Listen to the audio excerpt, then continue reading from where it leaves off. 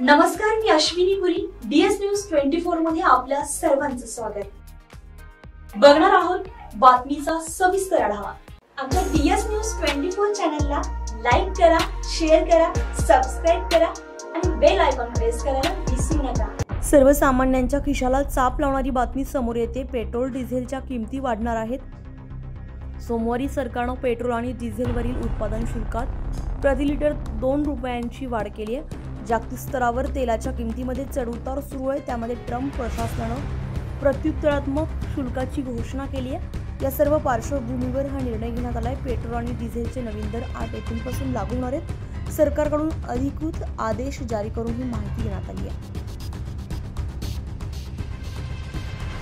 DS news 24 साठी अश्विनी पुरी, मुंबई. अशाच नवनवीन घटना घडामोडी पाहण्यासाठी पाहत रहा DS न्यूज 24.